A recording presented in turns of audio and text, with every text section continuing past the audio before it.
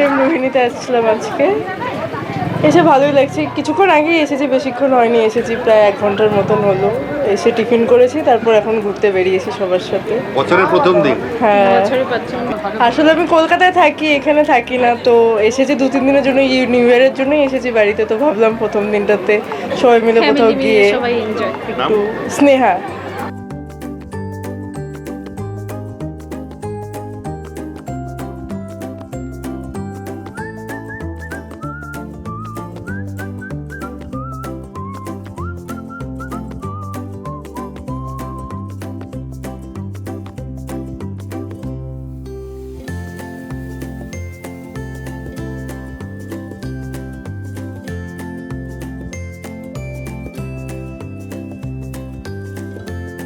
ভালো লাগছে, আসলাম সবার সাথে, ভালো লাগছে বেশ।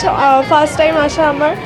বেশ সুন্দর জায়গা, সবাইকে নিয়ে আসা যায়, সুন্দর জায়গা।